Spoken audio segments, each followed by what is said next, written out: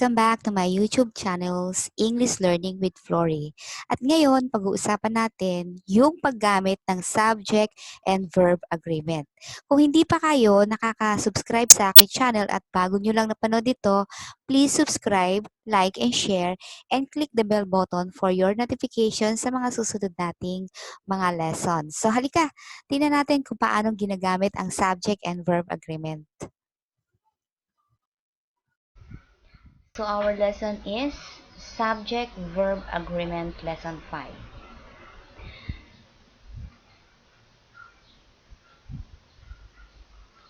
A singular subject takes a singular verb.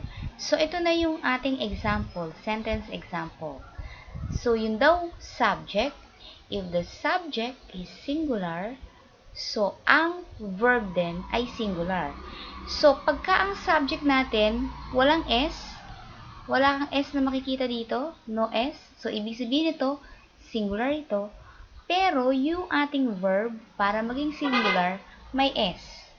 So, the word subject is singular, one subject.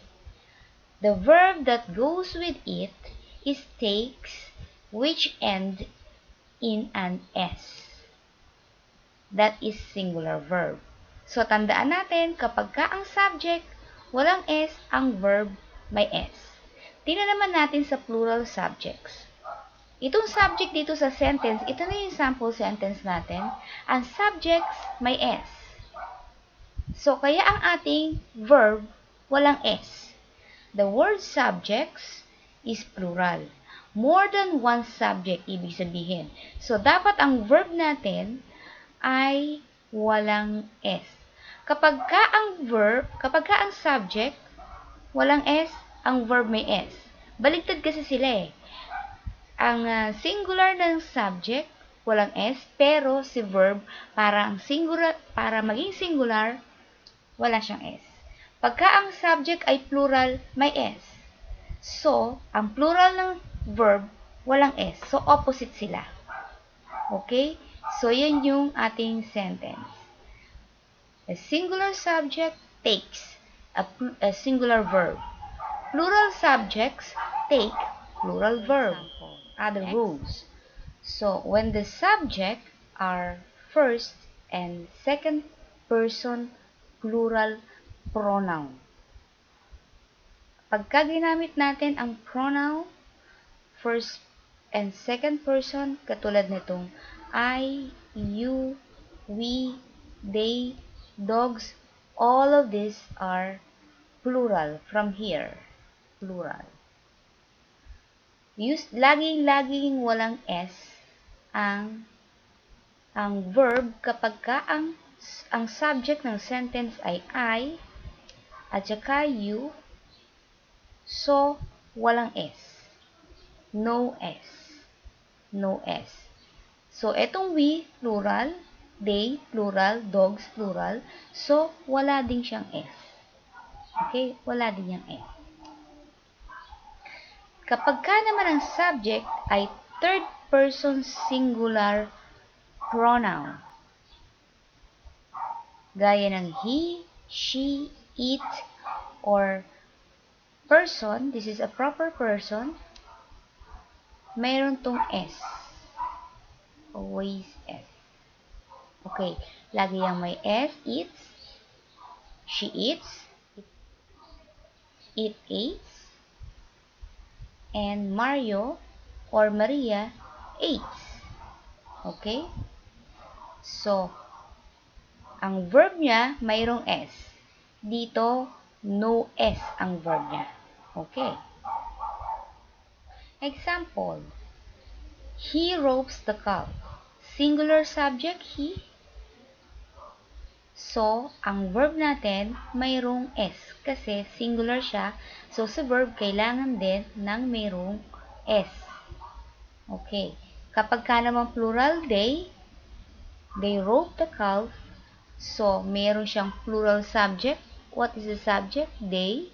Ang verb niya, walang S. So, walang S. So, example, the girls are late. So, dito, ang girls is plural. So, ang ang subject ay plural, so ang verb ay plural. Dito sa kabila, ang kanyang subject ay singular, iisa lang yan. So, ang verb ay singular. Okay. Next. Next rule. Subject and verb agreement with multiple subjects. Kapag ka ang subject ay mayroong N, joined by N, dalawang nouns, use plural form of the verb. So, katulad ng example natin, Maria and Bill. So, dalawang tao to. Si Maria at si Bill. So, dalawa sila. So, kaya kailangan ang verb mo ay plural. Okay. Ito naman, she and I. Dalawa din. Pinagdugtong din siya ng N. Ito, pinagdugtong din siya ng N. So, ang ating verb ay plural. Walang S. Okay. Next, exemption. When two different nouns refers to the same subject, use singular form of the verb.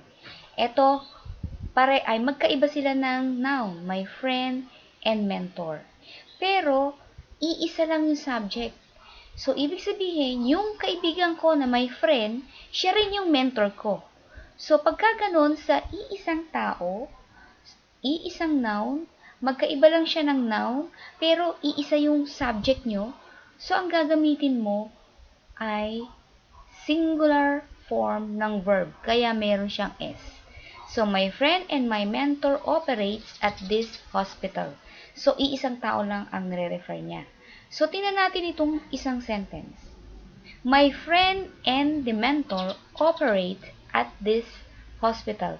So, dito, ang kaibahan nito, ikumpara natin, itong my friend at itong the mentor, dalawang tao na yan. Hindi na yan same subject. So, kaya siya, kung dalawang tao yan, so, ang verb mo is plural. Walang S. Okay? Wala siyang S. Kaya my friend and the mentors operate at this hospital. Okay, next. Compound subject but function as a unit. Use singular form of the verb. Acting as a unit, like this. Peanut butter and jelly. So, isa lang siya, as a unit siya. Peaches and cream. Bacon and ham. Ham and egg. So, ito kasi, pag pinlagay mo yan sa sandwich, para na siyang isang group or isang unit. Ham and egg, yun ang palaman mo sa tinapay. So, kaya siya, single or singular verb ang ginagamit. Spaghetti and meatballs is my favorite meal. So, isang unit yan. Peanut and butter is my breakfast. So, iisa lang sila. Kaya, ang ginagamit dito ay singular verb ng function nila as a unit. Okay, next. When the word every and each is placed before two singular subjects joined by and required a singular verb. Okay, the sweater and skirt have their own hanger. So, itong sweater, iba yan, at itong skirt, iba yan. Kaya, ang kanyang ginamit na verb ay have, magkaiba. Pero, kapag i-compare natin dito sa isang sentence na to, na ginamitan natin ng each sweater and each skirt has na ngayon ang ilalagay natin na verb kasi it will require siya ng singular verb kasi join siya ng and, tapos every and each ang ginamit. So, kahit na siya ay dalawang subject, pero meron namang each, ang bawat noun, before noun, meron namang each na modifier, so ang gagamitin natin ay singular verb. Next. If the following words or phrases join the two nouns, use singular verb. Okay, katulad ng as well, along with, together with, in addition, accompanied. So, example natin, Mary together with Bill is leaving at noon. So, dahil may comma naman yan, so ito may comma, kahit tanggalin mo kasi itong phrase na to, yung pinaka-idea ng sentence, andun pa din.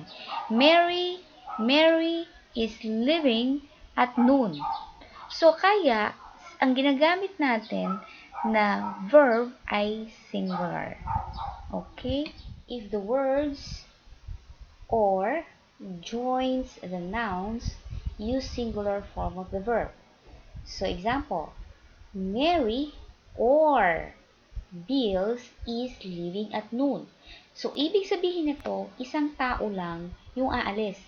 Either Mary or Bill. Kaya ang gagamitin natin ay singular form of the verb. Okay? Next rule. If the constructions either or and neither nor join the nouns in the subject, the verbs agree whichever noun is closer to the verb. Okay, either the students or the teacher is leaving at noon. So, alin ang mas malapit dito sa verb? Si student ba or si teacher? Si teacher. So, ano si teacher? Singular or plural? Singular. So, kaya ang gagamitin natin ay is singular form of the verb. So, compare natin dito sa isang example.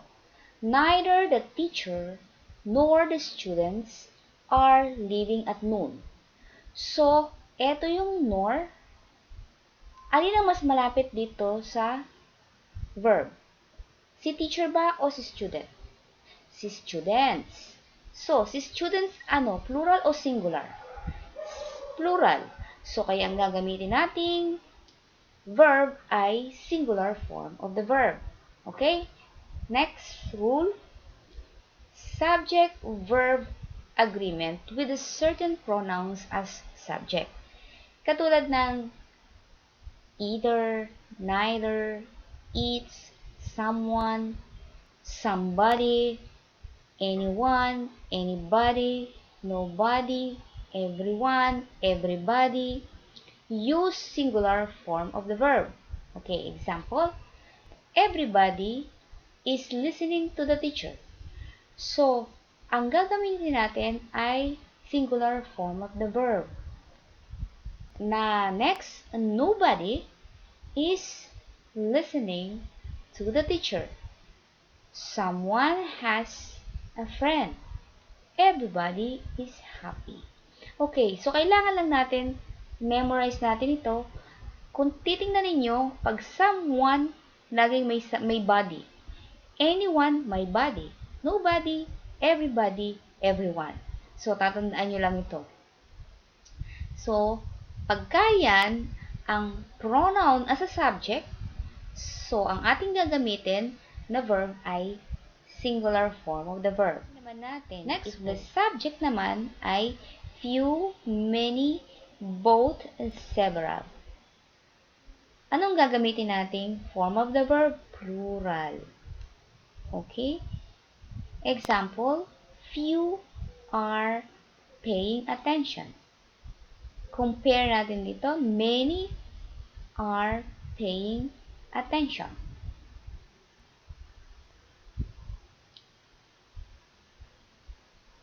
Next slide. If the subject is any, some, most, all, none, you have a choice. Usually, followed by of ang any, some, most, all, and none. Look at the words after of. No, look at the words. This is the words. Okay? Look at the words after of and decide if it is one unit or a collection of individual. Some of the cake is missing. So, alin dito? Ano ba yung cake dito? Individual ba siya o as a unit? Si cake dito ay as a unit. So, therefore, ang gagamitin mong verb ay singular form of the verb. Kasi as one whole, iniisip natin itong as a unit, so, kaya ang gagamitin natin ay is. So, compare natin dito sa other sentence. Some pa rin, of the cookies are missing. Dito si cookies, ano ba si cookies? Individual items or collection?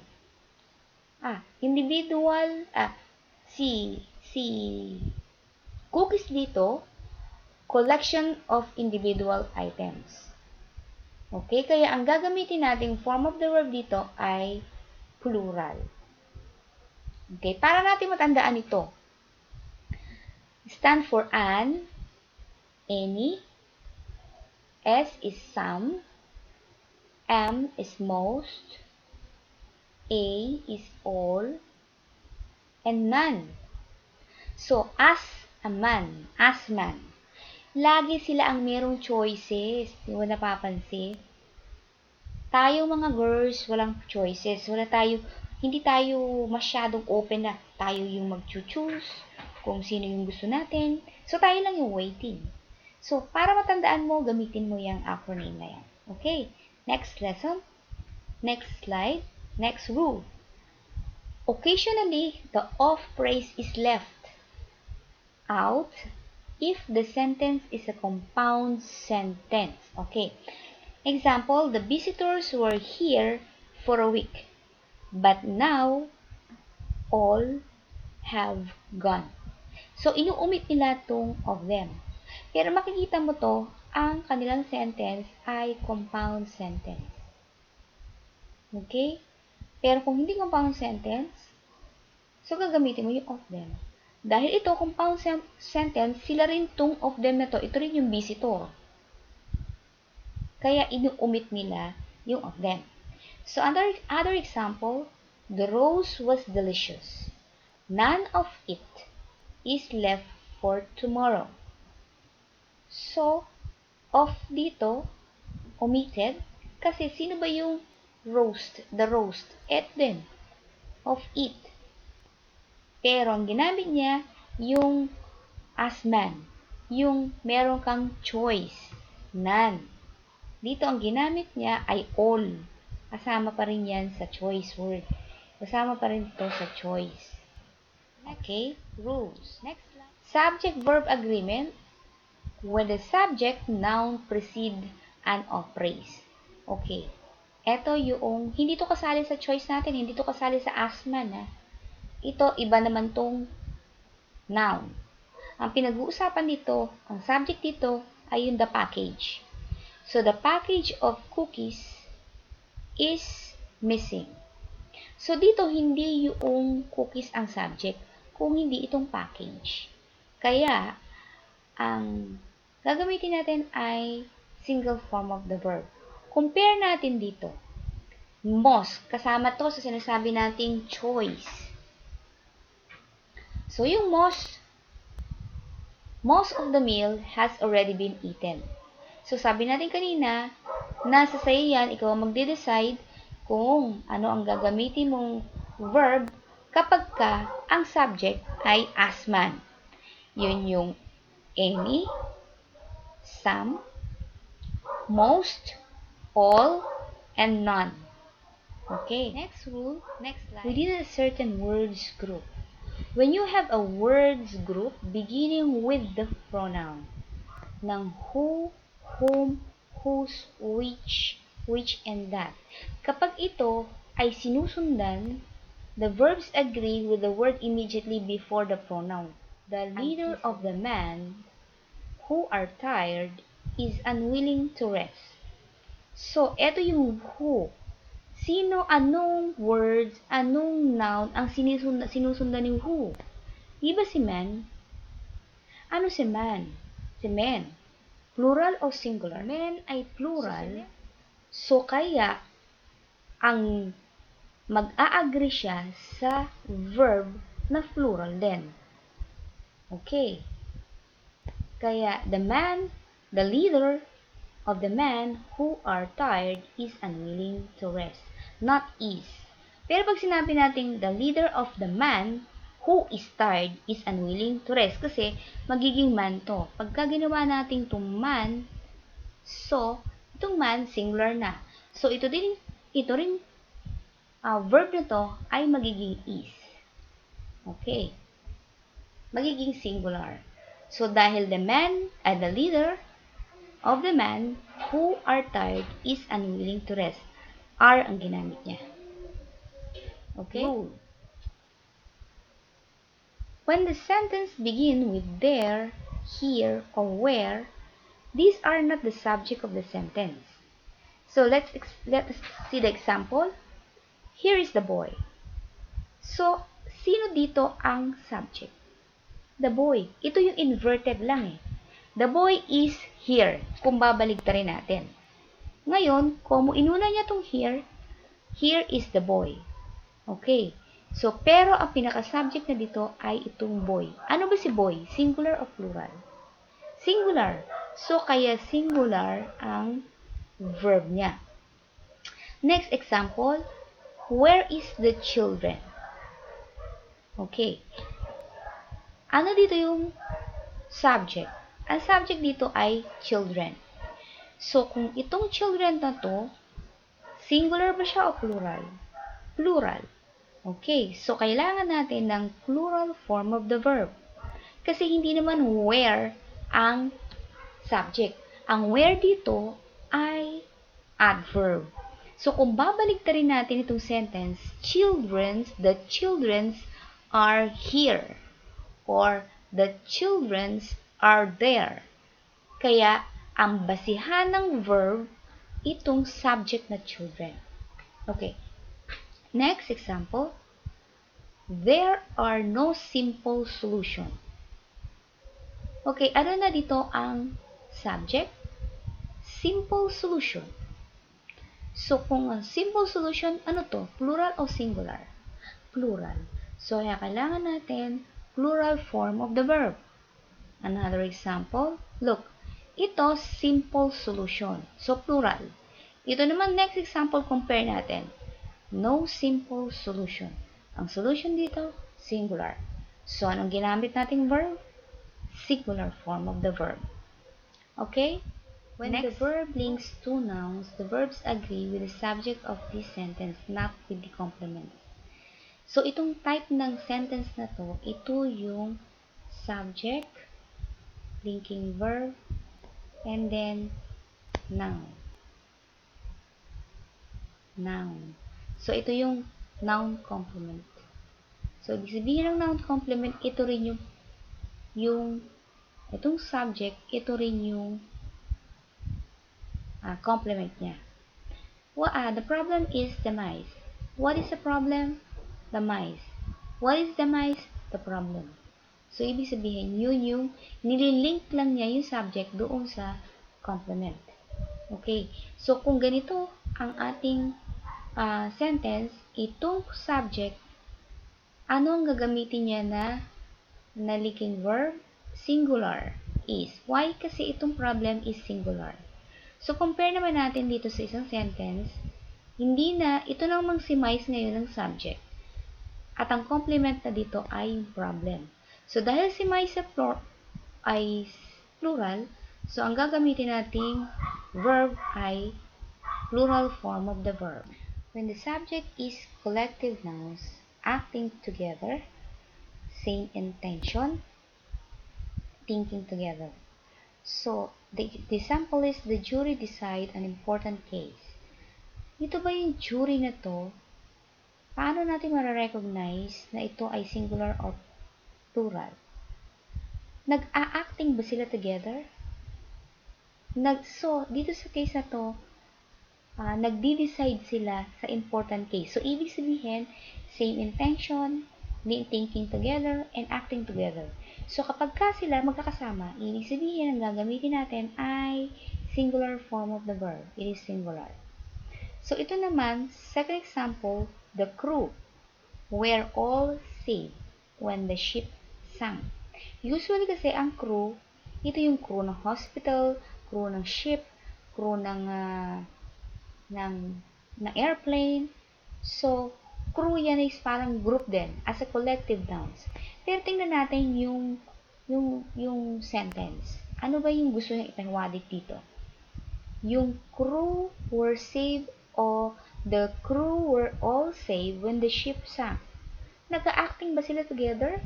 Nagtithinking together ba sila? Meron ba silang same intention? Hindi. Kanya-kanya sila. So, wala silang iisang motibo. So, kaya ang gagamitin natin dito ay plural form of the verb. Okay? Next rules. When the subject looks plural, but is singular in meaning, it is singular. So, P6 is my favorite subject. P6 to, may S to, pero ito ay subject. So, ang meaning nito ay singular. So, we use singular form of the verb. AIDS remains a devastating disease. So, ang AIDS dito is a disease, hindi siya plural. Pangalan siya ng sakit. So, ang gagamitin nating verb ay singular. Measles, kahit may S yan, singular siya. Kasi sakit siya ng mga bata. Measles takes a toll on children. Checkers is still a popular game. So, ito, laro ito. So, pangalan siya. Mga pangalan yan eh. So, kahit na siya looks plural, but ang meaning niya ay singular, we use singular form of the verb. Okay? Next. Okay, sagutan natin tong exercise. Circle the correct verb. Number 1, the teachers in the most random school building is or are dedicated to the student. So, tingnan natin yung subject. Anong subject? Teacher. So, i-cross natin yung mga prepositional na hindi naman kasali.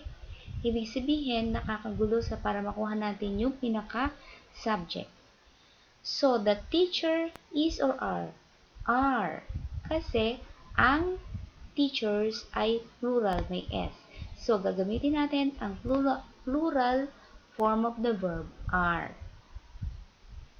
Second, where the doctors when the casualty started coming in? So, katulad ng pinag-aralan natin, ang where, hindi naman yan yung subject. Ang subject dito ay yung doctors. Okay? Ngayon, itong doctors ba singular o plural? Plural. Plural si doctor. So, anong kailangan nating verb? Plural din.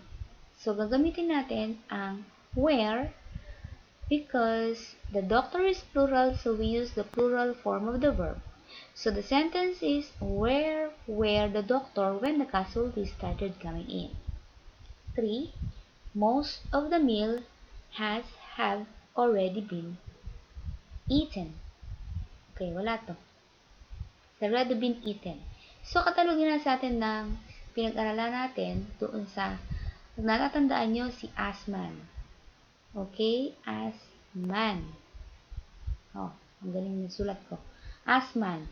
So, andun yung any, some, most, all, and none. So, most, yung sinusundan niyang of phrase. Ito bang meal, singular o plural? Singular. So, kaya ang gagamitin natin ay singular form of the verb has. Okay? Next. Some of the candies is or are gone.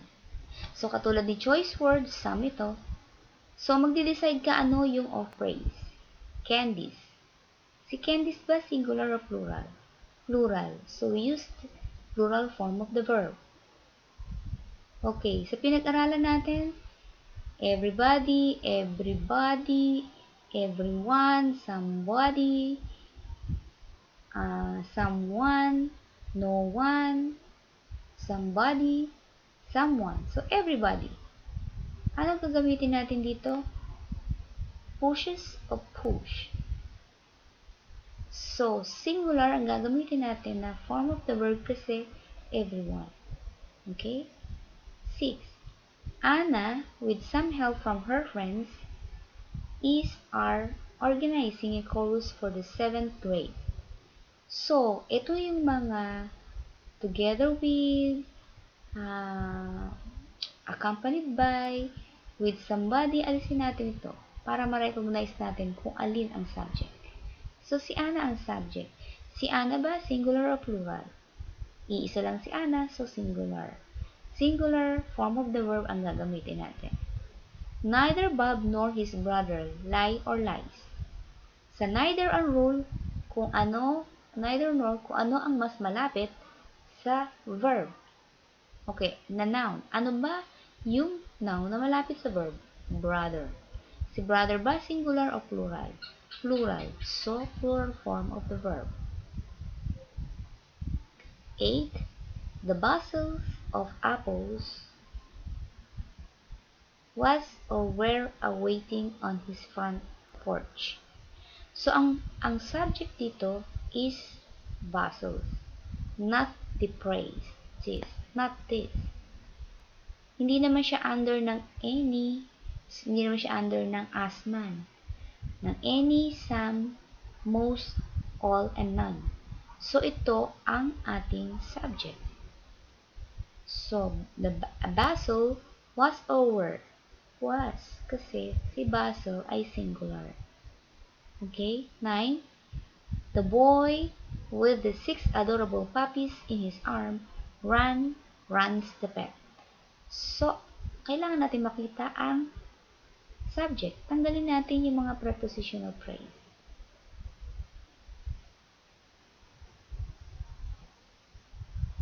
The boys, singular lang si boys, walang S. Anong gagamitin natin? Singular form of the verb. The boys runs the pet. Okay? The end. Tapos na po ang ating lesson 4 or lesson 5. Thank you for watching. Bye.